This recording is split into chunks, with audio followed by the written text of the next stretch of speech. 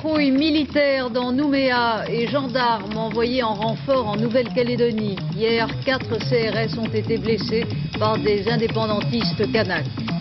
L'Alsace désunie pour célébrer le 40e anniversaire de sa libération. Le président Mitterrand tantôt applaudi, tantôt sifflé au long de la deuxième journée de sa visite officielle.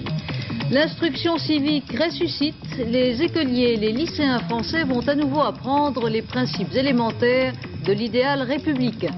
La Grande-Bretagne s'apprête à quitter l'UNESCO. Londres comme Washington critiquent la gestion et l'orientation politique de l'Organisation des Nations Unies pour l'éducation, la science et la culture. Madame, Monsieur, bonsoir. Le bilan est maintenant officiel et on sait qu'il aurait pu être plus tragique encore. 2 avions de transport de l'armée de l'air, 2 Transal, se sont percutés cet après-midi près de Saint-Avit dans le Tarn. 13 militaires sont morts. Jean-Claude Darigo. Sur le tableau de service à la base aérienne de Toulouse-Francazal, on avait écrit « Entraînement tactique planifié, vol qualification machine ». Une opération presque de routine pour les 2 équipages des Transal C-160, accompagnés aujourd'hui d'un photographe du CIRPA, le service d'information des armées. 13 personnes en tout. Vers 17 h, sans que rien ne puisse laisser pressentir le drame, c'est la collision à basse altitude. En un instant, une série d'explosions entendues dans la campagne environnante. Sur un rayon de 700 mètres, des débris calcinés et fumants, la nouvelle est tombée. Pas de survivants. Vous avez vu les 2 avions tomber? Ah oui, j'ai vu celui-là qui est tombé, qui l'a piqué du nez, si vous voulez. Et l'autre, il était tombé plus loin, parce que je ne l'ai pas vu. J'ai vu qu'il se s'accrochait à l'heure, mais voilà ce que j'ai vu. Les détails, vous savez, je crois que le problème, ce sont les familles, là, dans ces cas-là. Je crois que nous pensons tous à nos camarades. Et vous comprendrez mon émotion vis-à-vis de cet incident. Ce sont des gens qui sont basés à Toulouse? Absolument, oui. L'armée et les pompiers se sont rendus sur les lieux dès l'annonce de la catastrophe. Pour le moment, les corps n'ont pu encore être récupérés et identifiés. Les Transal qui se sont heurtés en vol sont des avions qui ont pour mission habituelle de transporter et de larguer des troupes aéroportées. Ce sont des appareils à grand rayon d'action extrêmement fiables. Ils ont été utilisés aussi bien au Liban qu'au Tchad. L'accident de cet après-midi, erreur humaine, défaillance du matériel. L'enquête a commencé dès la soirée à Saint-Avit près de Castres. Encore une fois, le bilan, 13 morts. La situation continue de se dégrader en Nouvelle-Calédonie. Pour la première fois hier, 4 CRS ont été blessés et des renforts de gendarmerie sont en route vers Nouméa. Le président du gouvernement local issu des élections territoriales de dimanche dernier, le sénateur RPR Dick Ukewe, un Mélanésien farouchement partisan du maintien de l'archipel dans le cadre institutionnel français, le président du gouvernement local donc accuse Paris d'être, selon son expression, le complice et même l'instigateur du climat insurrectionnel qui règne sur le territoire. Le haut-commissaire de la République a interdit toute manifestation et des blindés patrouillent dans Nouméa. Patrick de Carolis. C'est lors d'un affrontement similaire à celui-ci entre les forces de l'ordre et les militants indépendantistes que les 4 CRS ont été blessés par balles. Quotidiennement, leur compagnie intervient ainsi pour lever les barrages érigés par les militants kanaks. Entraver les routes principales, c'est une des tactiques des partisans de l'indépendance. Les forces de l'ordre occupées à rétablir la libre circulation des points sensibles, les kanaks en profitent pour effectuer des sabotages sur des lignes à haute tension. Résultat, hier, les 15 000 habitants de la commune du Mont-d'Or, limitrophe de Nouméa, ont été privés d'électricité pendant plusieurs heures. L'envoi aujourd'hui de 3 escadrons supplémentaires de gendarmerie mobile vient en fait renforcer les 6 escadrons déjà en place sur le territoire. En un mois, les forces de gendarmerie auront donc été triplées, au total 1000 hommes. Après les troubles de ces dernières 48 heures, les regards se tournent à présent sur la manifestation prévue demain en plein centre de Nouméa par les indépendantistes kanaks. Manifestation interdite aujourd'hui par le haut-commissaire de la République. Le Premier ministre et le secrétaire d'État au Dom-Tom qui ont discuté de la situation cet après-midi pourraient décider d'accélérer le processus d'autodétermination. De son côté, le RPR Charles Pasqua demande au chef de l'État et au gouvernement de veiller au maintien de la démocratie en Nouvelle-Calédonie. Humeur, sentiments et préoccupations politiques étaient bien mêlés aujourd'hui en Alsace, où le président Mitterrand, qui a quitté ce soir la région, a eu droit, comme hier, tantôt aux sifflets, tantôt aux applaudissements. C'est bien la désunion politique qui aura ainsi dominé ce 40e anniversaire de la libération de l'Alsace. Jean-Michel Mercurol. Les couleurs de la France dans le ciel de Strasbourg. L'heure était ce matin au rassemblement autour du chef de l'État pour fêter solennellement la libération de la ville il y a 40 ans. Le maire de Strasbourg, hier à la tête d'une manifestation, apparaissait aujourd'hui à la tribune officielle aux côtés de François Mitterrand. Seule marque de la fronde des élus alsaciens, l'absence du reste du conseil municipal à la cathédrale pour le Te Deum.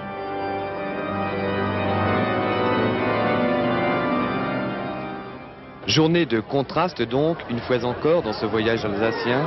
Ici, la chaleur de l'accueil dans un quartier populaire de Strasbourg, et là, des sifflets et des slogans hostiles. Au cours de son étape à la brasserie Cronenbourg, le chef de l'État a tenu à appeler les responsables économiques à plus d'offensive contre le chômage.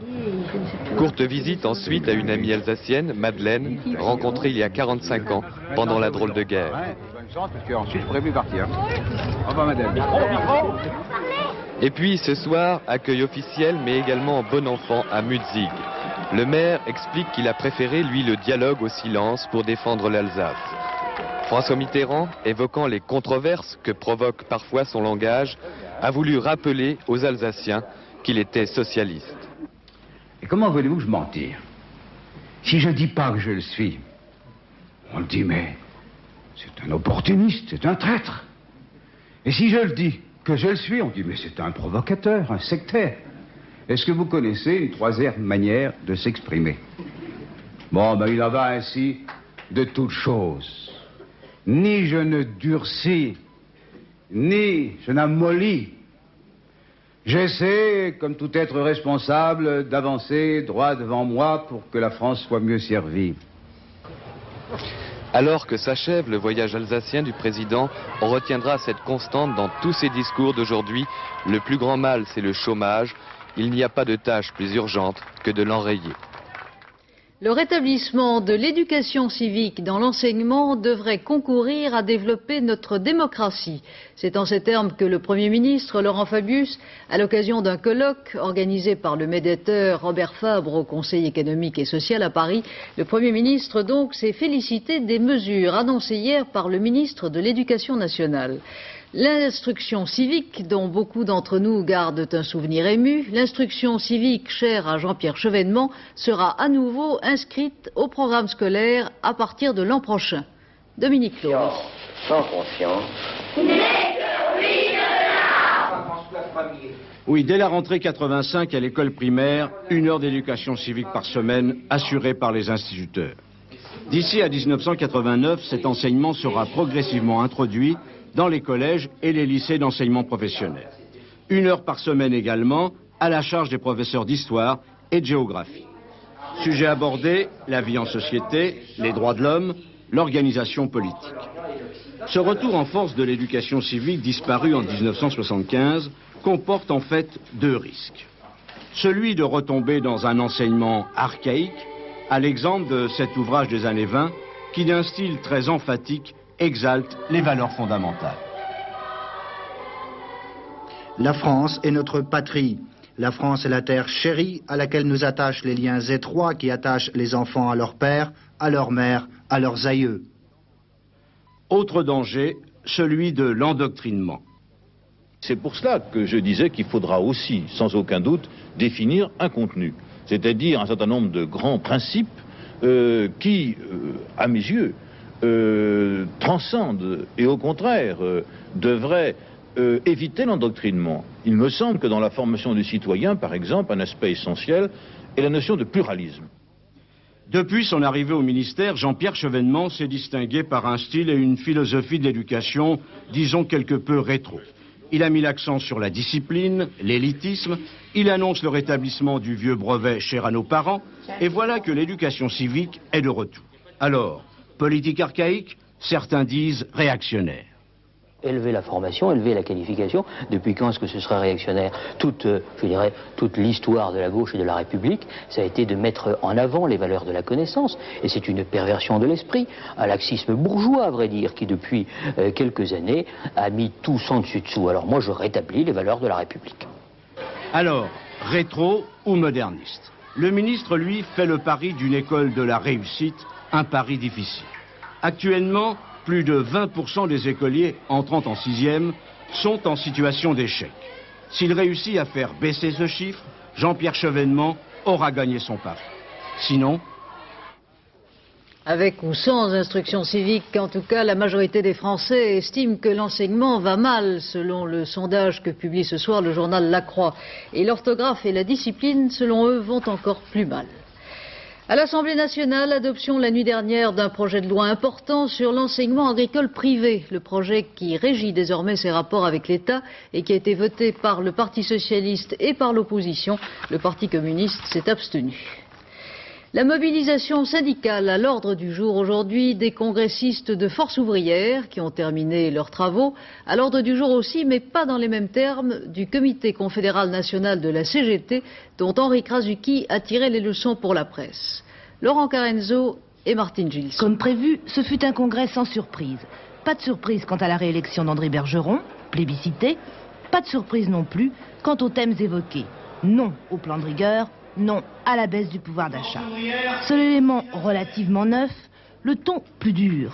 Nombre de délégués ont appelé à la grève générale, des appels que le leader de FO a quelque peu freinés. Je ne souhaitais pas que le Congrès fixe une date et les modalités d'une action pour défendre le pouvoir d'achat et l'emploi. Le Congrès nous a donc donné mandat pour apprécier la forme de la manifestation et le moment. Le ton des militants, en revanche, n'a pas échappé à l'attention d'Henri Krasuki. J'observe que ce congrès donne une tonalité dans le sens de l'action syndicale nécessaire. Donc, je pense qu'il y a là des convergences de fait qui devraient se traduire dans la réalité, en dépit des déclarations rituelles refusant l'unité d'action. Mais ça, on connaît depuis 35 ans. L'essentiel, c'est ce qu'on fait réellement. Est-ce qu'on peut imaginer une unité d'action avec la CGT ou la CFDT, par exemple? Le problème ne se pose pas en ces termes. Le problème se pose de savoir entre nous ce que nous ferons ou ce que nous ne ferons pas. La CGT a décidé ce matin d'une quinzaine d'actions avec un temps fort le 3 décembre.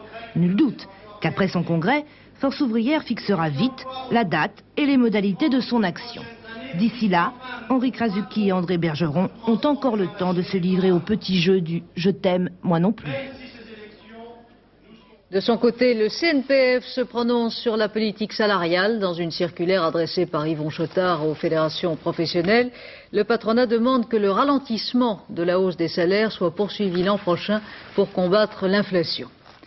Pas de grève aujourd'hui dans l'audiovisuel public, comme vous l'avez sans doute constaté. Les syndicats ont levé tour à tour leur préavis de grève la nuit dernière, après que le secrétaire d'État à la communication, Georges Filiou, ait accepté la création d'une quarantaine de postes supplémentaires pour faire face aux besoins nouveaux.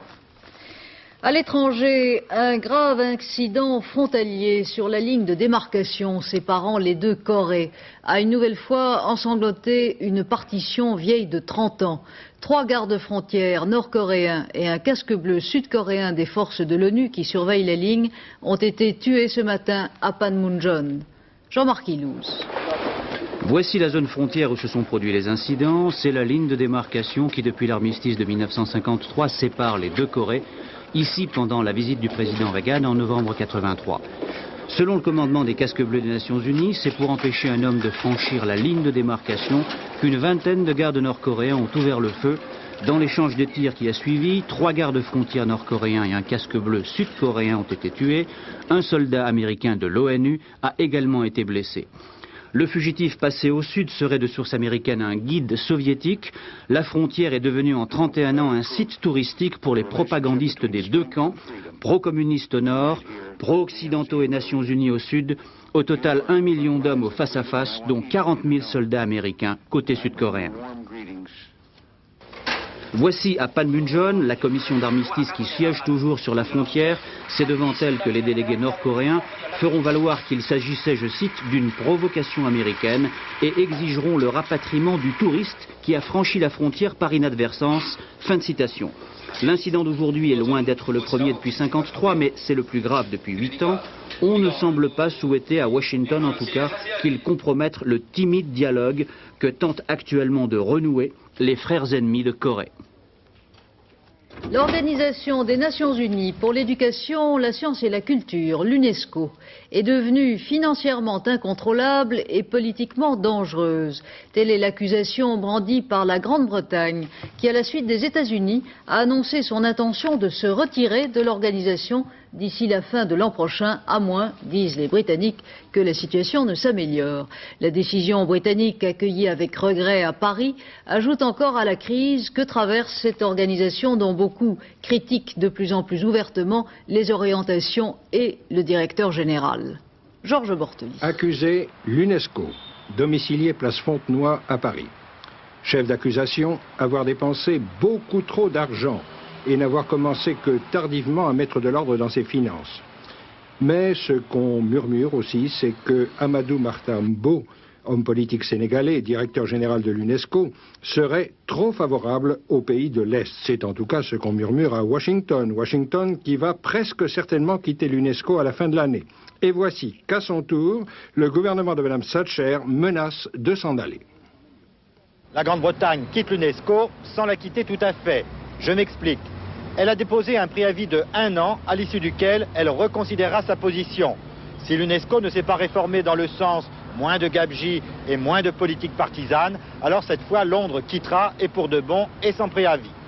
La Grande-Bretagne montre ainsi aux États-Unis qu'elle reste l'allié fidèle et qu'elle suit la voie de Washington, mais elle montre également aux Européens et aux pays du Commonwealth qu'elle n'est pas insensible à leurs arguments, puisque ceux-ci lui demandent de rester.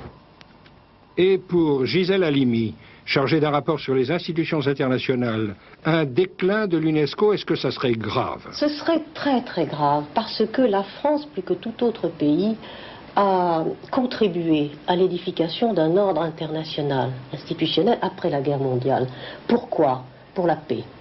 Et n'oubliez pas que dans le préambule de l'UNESCO, l'un des objectifs est d'élever dans l'esprit des hommes les défenses de la paix. Le général de Gaulle, comme le président Mitterrand, ont tour à tour rendu hommage à l'UNESCO et à l'importance de l'œuvre accomplie, et je dirais à accomplir. Tout de même, avec le départ qui semble imminent des Américains qui fournissent 25% de son budget total, l'UNESCO se prépare des lendemains difficiles. Et puis, une organisation internationale où figureraient les Soviétiques et plus les Américains serait-ce encore une organisation internationale? L'Allemagne fédérale, pour sa part, n'a pas l'intention de quitter l'UNESCO, c'est ce qu'on précise ce soir à Bonn. En Grande-Bretagne, où la grève des mineurs dure maintenant depuis plus de 9 mois, la direction des charbonnages s'appuie sur un mouvement de reprise du travail qui s'amplifie dans les mines. Mais un mineur non gréviste en a fait les frais ce matin. Il a été passé à tabac par un groupe d'hommes masqués et armés de battes de baseball qui ont défoncé sa porte. L'homme a été hospitalisé, il souffre de plusieurs fractures, mais il a l'intention de retourner travailler. Affrontement aujourd'hui au Pays basque espagnol entre policiers et ouvriers des chantiers navals qui protestaient contre les plans de reconversion du gouvernement. Un homme est mort d'une crise cardiaque, plusieurs personnes ont été blessées. Mais le Pays basque espagnol reste surtout sous le choc de l'assassinat du dirigeant nationaliste Santiago Brouard, qui a eu droit hier à d'impressionnantes funérailles. Hervé Brusini. Dans la nuit, des milliers de voitures. Les amis du docteur Brouard accompagnent sa dépouille mortelle jusqu'à son village natal, de Lekeitio. Sur les 50 km du parcours, la foule.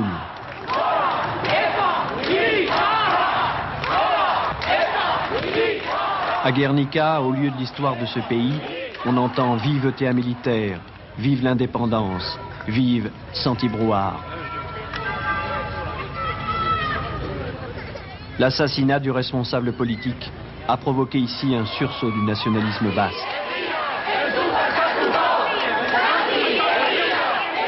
Arrivé au village de Lekeitio, Ils crieront plus de mitraillettes pour ôter un militaire.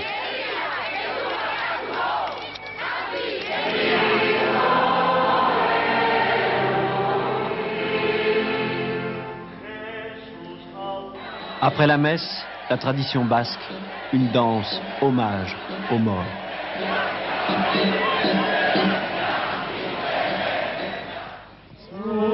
Dans un cimetière tout en étage, ils ne sont plus qu'une poignée.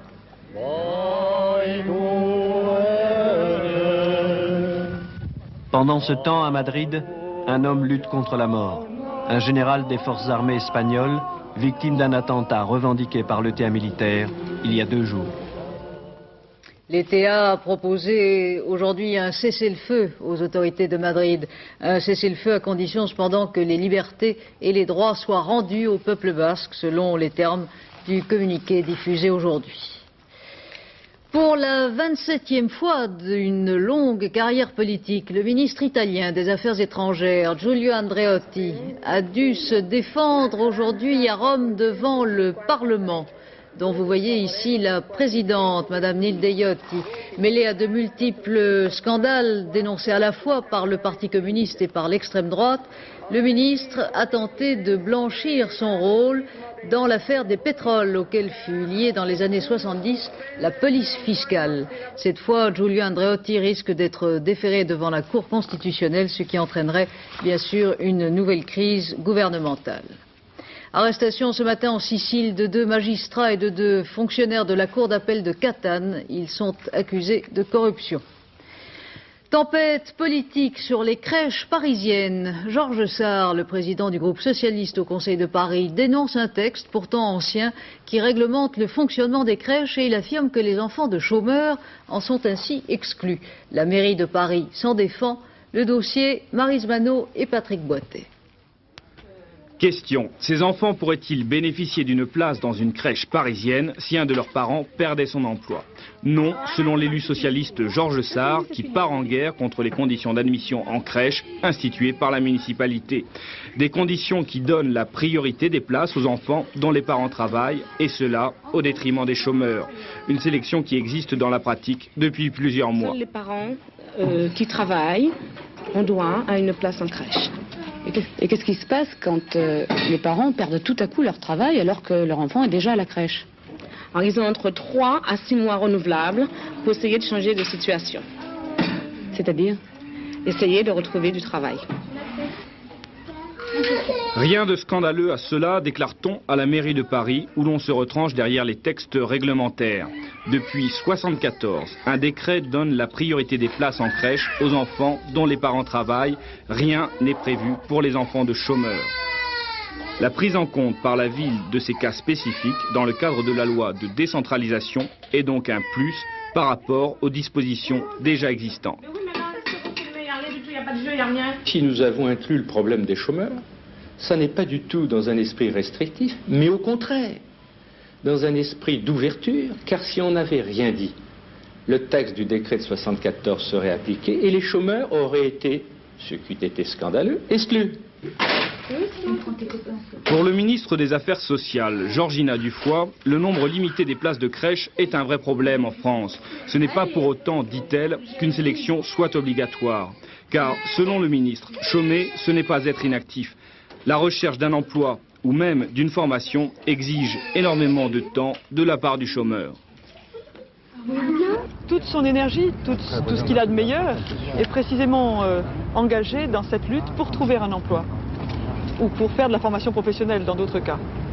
Donc on ne peut pas dire que les chômeurs sont des gens qui sont inactifs ou dans tous les cas qui, parce qu'ils sont au chômage, ont tout à coup du temps disponible immédiatement. Ce n'est pas toujours le cas, loin s'en faut. Donc je crois qu'interdire les crèches aux chômeurs est tout à fait peu conforme à une bonne connaissance de la situation sociale. Un texte est aujourd'hui en préparation au ministère des Affaires sociales. Son objectif, éviter toute discrimination lors de l'admission en crèche. Ouvrant à Bordeaux le congrès de la Fédération nationale des centres sociaux, Madame Dufoy a longuement évoqué le problème de l'immigration. Elle a dénoncé ceux qui font des immigrés des boucs émissaires, tout en insistant sur la fermeté du gouvernement dans le contrôle des flux migratoires. Contrôle d'identité mortel en fin d'après-midi à Montreuil-sous-Bois. Un policier a tiré sur un automobiliste qui voulait échapper à un contrôle. Son identité n'a pas encore été révélée. Un mot de sport, puisque Yannick Noah dispute en ce moment l'un des quarts de finale du tournoi de tennis de Toulouse. Il affronte l'Américain Dixon, qui est le 31e joueur mondial. Il s'agit du premier test sérieux pour notre champion national depuis qu'il a retrouvé les cours de compétition.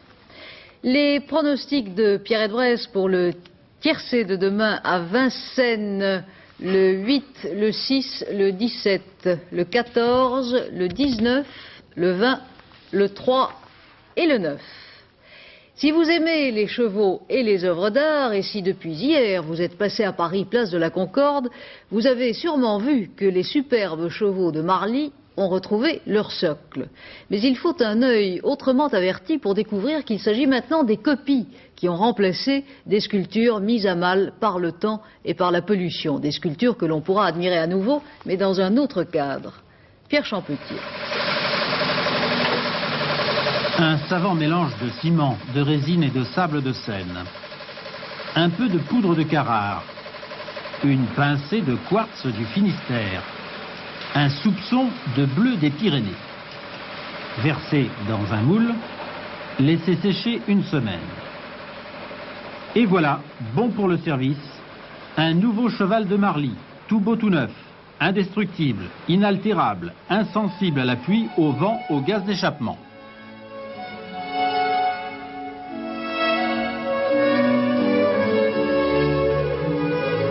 Dans un envol à la Pégase, l'original, menacé par la pollution et les vibrations du métro, cède la place, abandonnant définitivement la vie au grand air pour une retraite douillette au musée.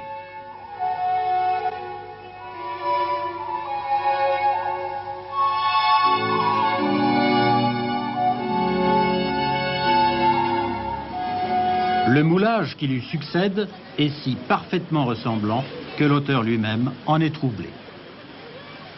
Sans orgueil, est-ce que ce sont les originaux? Est-ce que ce sont les copies?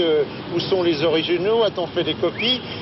Lorsqu'on revoit ces éléments remis en place de la Concorde, il y a un élément de trouble. On ne sait pas très bien ce qui s'est passé. Les célèbres chevaux de Guillaume Coustou entrent donc au Louvre. Et ce n'est qu'un début. Tous les chefs-d'œuvre des Tuileries suivront, remplacés eux aussi par des moulages. Le grand déménagement de marbre commencera au printemps avec les chevaux de Coisevaux. Alain Gillot-Pétré va maintenant nous parler du temps et d'abord de la tempête en Bretagne. Oh, pas seulement en Bretagne, partout en France. Attention, tempête cette nuit, 147 km/h sur les côtes de Bretagne.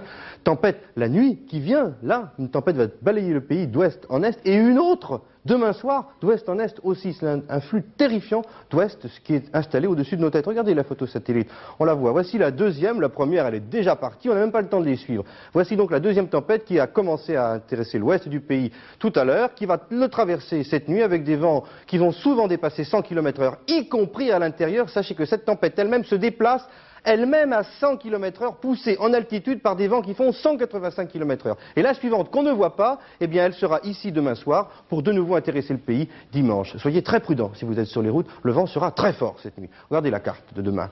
En milieu de journée, donc, ce qui restera de la tempête de cette nuit se situera en gros sur le quart nord-est, avec toujours de très très fortes rafales de vent, plus de 100 km/h, attention aux cheminées, passez pas dessous. Sur le quart sud-est, pas mal de nuages, mais sur le golfe du Lion, du beau temps. Puis quand elle sera passée, ce sera l'accalmie, une sorte d'embellie, beaucoup de soleil sur la façade ouest, mais le vent se renforcera de nouveau le soir à l'approche d'une nouvelle zone de pluie, d'une nouvelle tempête. C'est pas le moment d'aller faire du pédalo, croyez-moi. Côté température, ça ne bouge pas. Il faisait 24 degrés aujourd'hui à Dax, record historique, on n'avait jamais vu ça. Température au-dessus des normes saisonnières, de 13 à 17 degrés sur la moitié nord et de 15 à 20 degrés sur la moitié sud, 20 degrés sur tout le sud, y compris bien entendu le Pays Basque. D'où l'on m'a appelé tout à l'heure pour me dire qu'il faisait très chaud, nous le savions. Demain, c'est le samedi 24 novembre, 3 minutes de soleil au moins, levé 8h13, couché 17h01 et bonne fête à toutes les Flora, qui était le nom d'un fort beau cyclone de 1963. Et aussi de très jolies petites filles. À 22h50, Jacques Segui vous présentera notre dernière édition. Demain, 12h45, Antenne 2 midi. Et j'aurai le plaisir de vous retrouver demain à 20h. Très bonne soirée sur Antenne 2.